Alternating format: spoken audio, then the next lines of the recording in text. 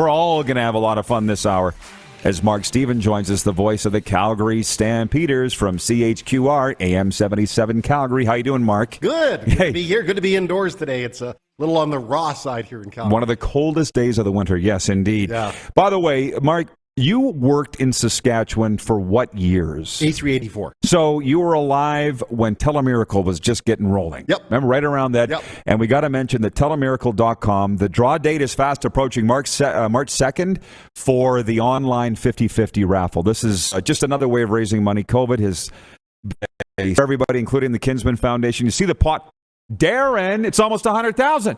What a weekend we had. $40,000 in tickets sold over the weekend, but we got a long ways to go to the goal of $726,000. You know that the Kinsman Foundation is helping people every day improve their quality of life through the gift of mobility equipment, travel assistance. We're just asking you to open your wallets, please, and purchase tickets on the 50-50. It's not that hard to do. Telemiracle.com. You just have to be 19 years of age and over and physically in the province of Saskatchewan, and we thank you for helping out the Kinsman Foundation, help out the people of the wonderful province of Saskatchewan. So, Mark, here we go. Obviously, people, pull that mic right up. You know how to work one of those things, right? Don't know how sensitive it is. Or how sensitive I am. You got the great voice. I don't know how sensitive you are. Okay, there you go. Before we talk football, because everybody's waiting the football talk, the Flames are not only the talk of Calgary nor Alberta, the entire National Hockey League is the winners of 10 in a row. Good. As we sit here right now, I would say they're the best team in the league. This minute, the way they're going later on, I don't know, but today, right now, I would call them the best team in the league. The way they've been rolling through the schedule, a 7-game homestand where they not only won, but won big. And, will that carry on? I don't know, but might as well enjoy the view from the top because that's where they are right now as far as I'm concerned. Well, Seattle was in here Saturday night and really made them work for that win, but they got it. Yeah. And then the Winnipeg Jets yesterday, it was 1-1 into the final minute. Were you thinking that streak might end Monday? A bit. I mean, they can't be perfect. They're very good, but they're not perfect. But, they're just a vibe about them that they feel comfortable and confident, that they won't be beaten. That's a lot to do with Daryl Sutter's belief that he's instilled in the team. Number two, to Winnipeg, I look at that team. Is this as good as it gets for them, too? I wonder if they've kind of hit the ceiling and they're going to have some big decisions. But that's their problem. Flames are playing really well right now, and they're right on top of the league. But you're cautioning the fans to pump the brakes. Here's the only thing. Enjoy this while you've got it. And it may change, but the Flames, and a lot of these guys were here for a lot of these issues, have an awful playoff record. It's, since winning the Stanley Cup in 1989, decades ago, they've been out of the first round twice. Once was with Daryl Sutter. Let's not forget that, 2004. And in 2015, they beat Vancouver. Good for them. I mean, let's salute it. But, getting out of the first round isn't, 7 other teams get out of the first round too, so it's not the biggest challenge on earth. The point is, they do not have a good playoff history. Some of the people here were involved with that. That may change, so I don't want to be the bad guy, but I also think that we should wait till the playoffs arrive before starting to book dates off in June to watch the Stanley Cup Finals. Which they are, and I actually heard this comment the other day. Somebody said, when Gary Bettman's handing out the Stanley Cup to the Flames, who's he going to give it to? Because they don't have a captain. Yeah. And I'm like, yeah. You can't look that far down the road, guys. No, but they are very good. Enjoy it while you've got it. A chance to set a franchise record when they play the Canucks on Thursday and carry on. They do have a great belief.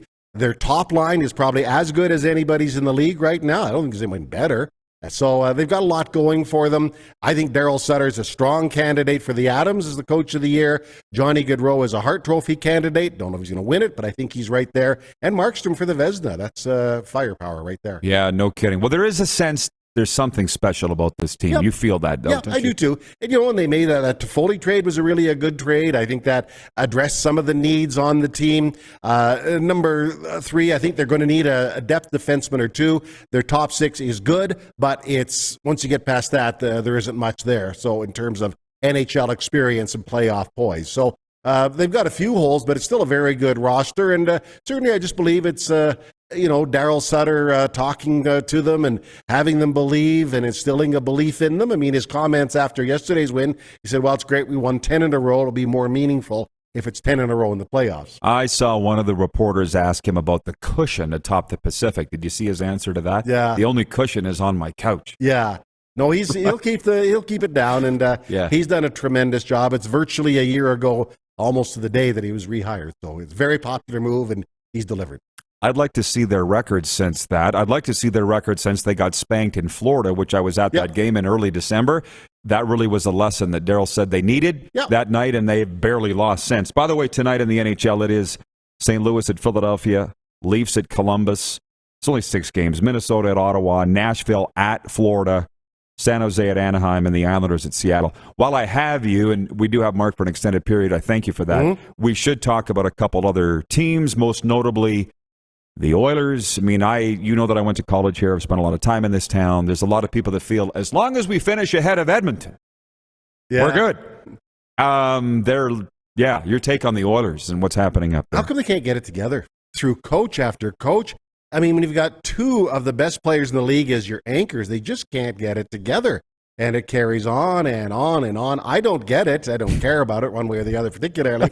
But, I would like to think the bar, and I think Darryl's raised a little higher than being ahead of the Oilers. I think he has a higher expectation. But I'm just floored at how they constantly just stub their toes and are constantly in rebuild and scramble mode, despite having 2 elite building blocks, which should be enough to carry you well into the playoffs. They can't even make the playoffs. Don't know if they're going to make the playoffs. Well, I don't know if you saw SportsCenter last night or not, but Craig Button snapped, and you know Craig well, on the Oilers. He's like, I don't get it. Why aren't you getting a goalie? And I'm not sure it was Mike Johnson or somebody said, well, there's the guys that are out there aren't worth the price. The asking price is high. And if I was an Oiler fan or an Oiler player, I'd be very upset going, are we not worth it? Pay the price. Yep. Well, you got to do something. You can't just say we're in rebuild, we're going to do this. They've had a decade of nothing. Yeah. More than a decade of nothing. So, yes, it's going to be costly. Yes, it might cost them a first-round pick. But, those fans deserve something. I'll give them credit for their loyal fan base because they haven't been rewarded. And a comment on the Jets. Bob Jericho watching, he says the Jets are still a very good team. There's a lot of comments on the Jets. They are a good team. There's talent there, but I saw a team that was lifeless almost yesterday. They don't play like they were playing a couple years ago. Yesterday was a little bit of a chess match between Darryl Sutter and his protege, Dave Lauer. Each knew what the other was doing, so it wasn't the most compelling game. I get it. But just stepping back, big picture, this is as good as it gets for the Jets. They're not awful. They're not, battling with Arizona for the first overall pick or Montreal, but they're just not good enough. This is as good as it gets. They've maxed out with this group as far as I'm concerned. The window's closed. Yep. Another way of saying it. Yeah, I guess that's it. Just they're going to have to go through quite a retooling as I see it in the offseason. They went to the conference finals. It's now a few years ago, 3 years ago, 4 years ago. And, that was good, but they haven't got back to that level. They've reached. This is as good as it gets, and not good enough. Hour 2 of the RP show on Game Plus Television and live streaming, brought to you by Great Western Brewing Company. Extra smooth, extra refreshing. Find Original 16 at a store near you today, all across the prairies. I know everybody's just waiting with bated breath for your football take, but I'm just curious, Mark, on your Arizona arena opinion. You must have one on them moving into a 5,000-seat arena at Tempe. Isn't that embarrassing? It's not great. I know it's a short-term fix, and hopefully they'll get a big stadium, but wow, what a circus that franchise has been forever and a day. People say, I guess the one thing I'll give them credit, people say it's a bad hockey market. I'll flip it the other way. Have they really had anything to rally around? No. They've had a series of mediocre to awful teams, except for that one year when they went to the conference finals. So I'd like to see them have a sustained team, but it seems they're from one ownership group to another, chaos to crisis. I mean, Gary Bettman, for whatever reason, has stuck with that franchise and puts his support. He was quick to abandon Quebec, Winnipeg, Hartford, Atlanta, on a moment's notice. But why is that? Why is he so married to Arizona? I guess just because it's a big television market. It's one of the top in the. Hartford is not a big television market.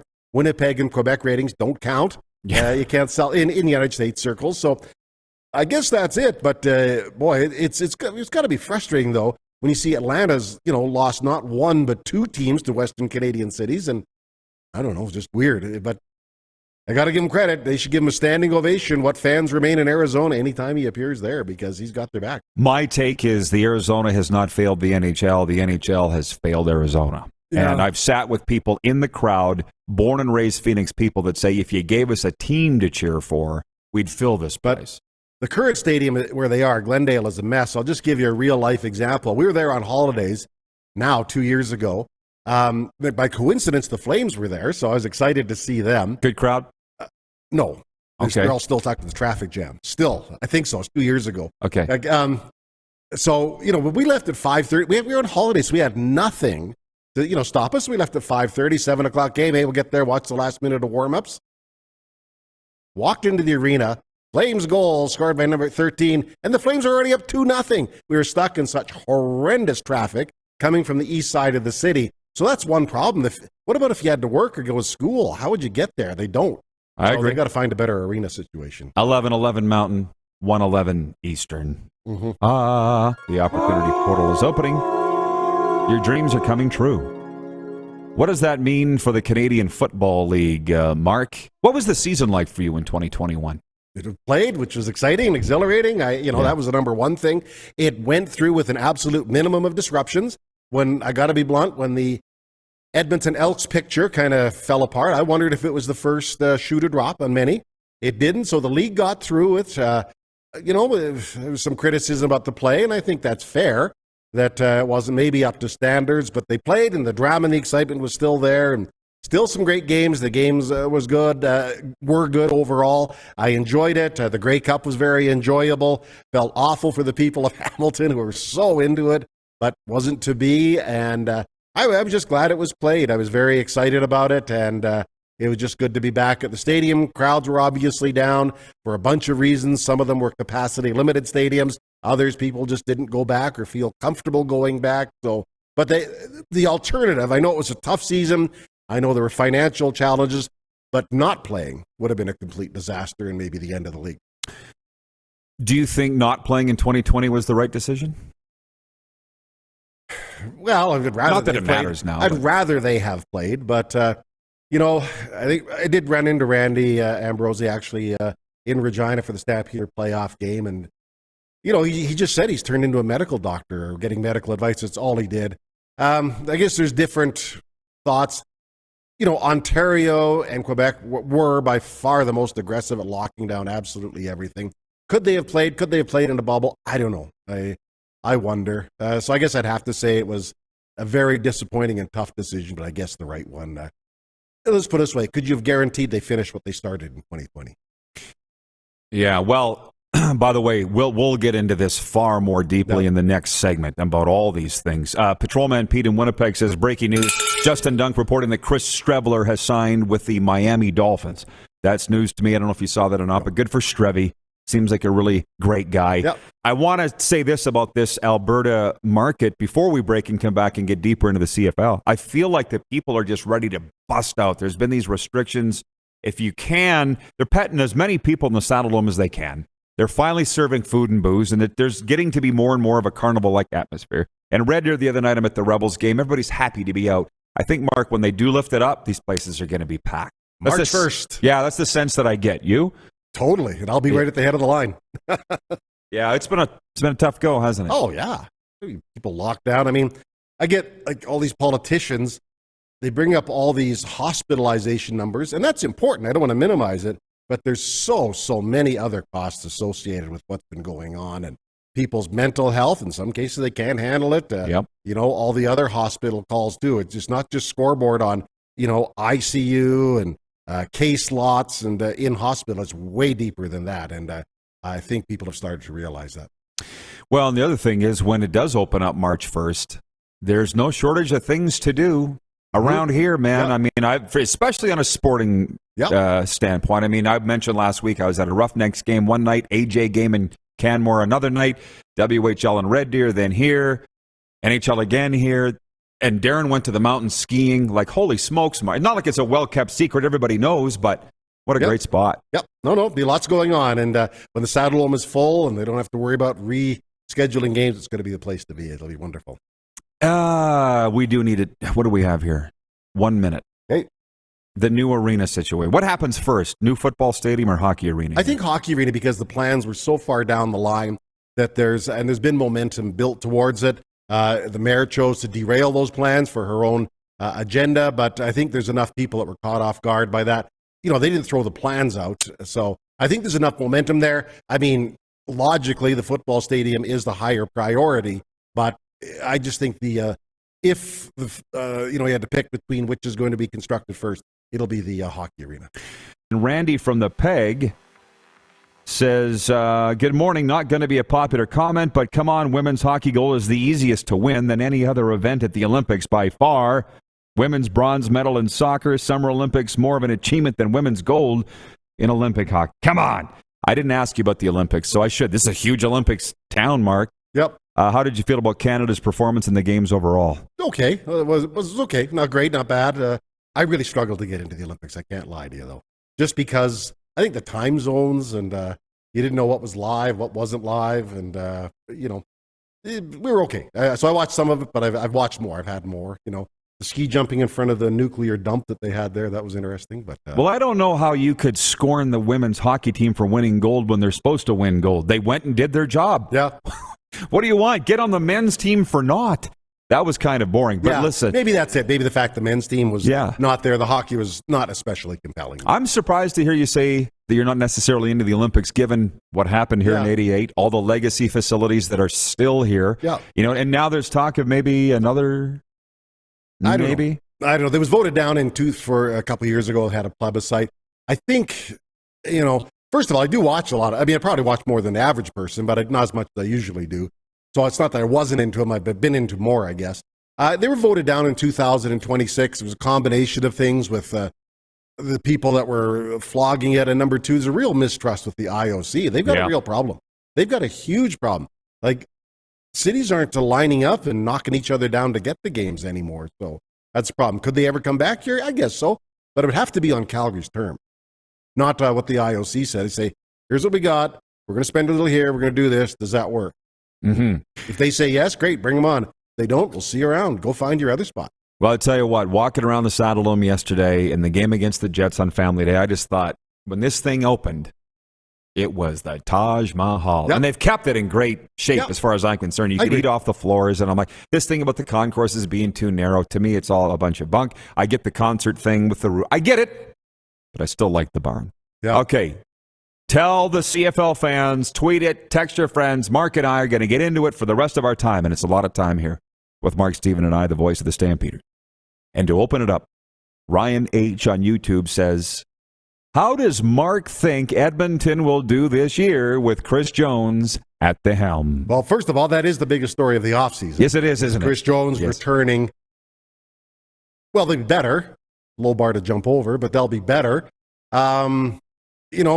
Can he turn a 3-win team into whatever they had, into a 10 or 11-win team? I don't think immediately. Will they be better? Yes. Are they a playoff team? No, I don't see it right now as them being a playoff.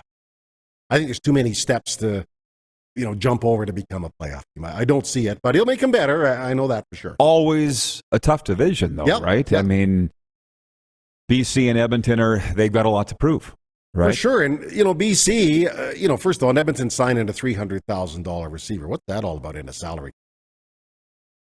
Your buddy Bob Irving was all over that one. Should be. It's too much. You can't afford it. I mean, quarterbacks make what they do, but at least they touch the ball every play. So anyway, hope it works for them. We'll see if it does. BC, they've got a decent-looking roster. They made some signings, but the two quarterbacks may be in the future good, but is ready to be a number one every down. Are we talking Nathan Rourke and Michael O'Connor? Yeah. I don't think that's enough experience, to be honest with you. Major gamble there. Yeah, that's what I see too. So those are the two teams I see on the outside looking in right now. And, will they flip-flop their order from last year? I don't know, but we'll see. And, and BC has some other issues. Let's not forget, at one time, they were 4-2 and 2 games ahead of the Stampeders. Stampeders ended up 3 games ahead of them in a 14-game season. That means somebody fell very far, very fast. Wayne in Victoria, BC says, I know it's early, but Mark, what's your standings picks for the West Division? I wouldn't make mine now. I wouldn't. So if you want to defer. I will. Yeah. Okay. Winnipeg, Calgary, Saskatchewan, BC, Edmonton. Wow. Have you thought about this, or is this right off the top of your head? Winnipeg, Calgary, Sask. Until somebody proves they can knock off the Blue Bombers, they go on top. Oh, there's no doubt about that. I don't have any problem with that. Stampeders had a strong second half, did not do the job in the playoffs. I acknowledge that, but I think they're going to build on that and carry on. Saskatchewan, too many players left. I don't understand what was going on there. A lot of people left, and they'll still be good. I mean, you look at it, they played in the last 2 West finals, so they'll still be very good. And I think I articulated that BC and Edmonton just aren't quite ready to compete with the big boys yet.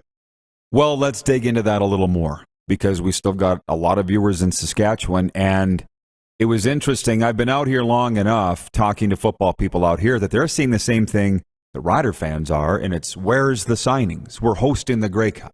Yep. You know what I mean? Yep. So just examine that a little more if you don't mind. Yeah. Well, William Powell, I think he's a dandy. Not there. Micah Johnson's moved on. Purifoy, Gainey have moved on as well. So, that's a lot of talent that has moved on. I'm not saying they're irreplaceable or that nobody will ever take their shoes again. That's an awful lot. I hate to break it. Cody Fajardo is great, but is he an elite quarterback in the CFL? I don't know. I think he's right there, but I think Saskatchewan just lost too much in my mind. He's being paid like he's... Yes, well, that's up to right? the people there. Yeah. I think he's good. I don't want to pretend, and he does win. He wins ugly sometimes. He does win, so that can't be discounted. But, if every quarterback was put up for a draft in the league and the last place team, Winnipeg or Ottawa, could pick him, who would they pick? Would it be him? I'm not sure. No kidding. I'm trying to dump on him or anything, but is he the elite championship quarterback? I don't know. I'm not prepared to say he is, but I won't write him off either.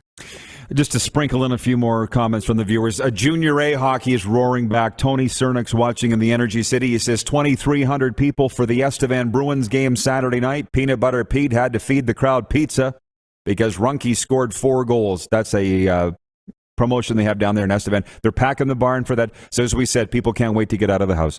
Jeff, the Stamps fan, says the Riders have huge holes. Riders will be building from within. See if they can do it. Bob Jericho, clearly a Winnipegger watching, he says the Riders need a quarterback as bad as anyone. I'm not happy. Oh, so he's a Rider fan, but I think he is in Winnipeg, yeah. One thing I'm hearing from the Rider fans is, Mark, this isn't time for a rebuild, right? Like they're saying goodbye to those big-name vets. But what I think I can see here is $450,000-ish to Fajardo. However they maneuver it, whatever. Close to 300 to Duke Williams, who's a very good player. You saw what he did in games. Oh, yeah. Yep. So there's this school of thought, building any sports team with a cap. You pay your top-end guys a lot, and you pay your low-end guys nothing. Shoot, radio stations work that way. Yeah. Right? A lot of stuff has happened with Saskatchewan. I'm not saying they're awful. I don't want to... But ask for a prediction, and that's how I see him. No, and that's fine. But just to dig a little more into it, I wrote a column at rodpedersen.com about the top 10 storylines right now, and one of those is, for instance, first thing out of your mouth was William Powell. The guy at the top of the depth chart is a guy by the name of Jamel Morrow. He does not evoke memories of Wes Cates in 2007 nor Corey Sheets in 2013. Nope. And there's a lot of positions where you would say that with the Rough Riders. It's not an all-star team being assembled. No, and I think Morrow's a tremendous returner, but he's pretty small little guys, and is he ready to take the pounding? I mean, Powell is solidly built customer. He can knock guys over. So is Kadeem Carey at the Stampeders. Can Morrow do that? Maybe he just needs a chance too. We shouldn't ignore that everybody has a first start in their career, right? So right, but do you want to gamble in a season like this? No, I don't think you do. I don't either, because I mean, not only is there pressure. First of all, the Rough Riders has been in 2 consecutive West Finals. They are hosting the Grey Cup, and they've got the shadow of the prior time Regina hosted the Grey Cup hanging over their head too, right? Yeah. So Wayne in BC says it sounds like the comments about Darian Durant about 10 years ago. Not an elite quarterback, and then he won the Grey Cup. Right, Wayne, but until you do, people are always going to say it, right? Yep. No, I agree. Kevin Olenek says, what about the quarterback situation in Calgary? Mitchell or ... And before you answer that, look at this strapping lad over here. Look at this guy. To your left, Mark. To your left. Oh, okay. Look at that guy. Fireman Randy, attaboy. Okay. I didn't know you were coming down. What a nice surprise. Did I know that he was coming down? No. Love it. Love it. We had one half of the Chevy and Nasty show here last week, and now we have the other. Anyways, Stamps quarterbacks. I'm hearing it all the time. Yeah, I know. There's no quarterback issue here. Why am I hearing it? I don't know. The only reason why you're probably hearing is because Bo Levi Mitchell's contract runs out after. that's probably why it is. And Jake Maier is signed for one more year, and then we'll see what happens, right? Mm-hmm. Bo Levi Mitchell is the quarterback of this team. He will decide how far it goes, how much they play, how successful they are. Jake Maier will play some. There's no doubt about that. I mean, there will be times when Bo maybe isn't as effective. There may be games that are no longer in dispute that he'll get in there.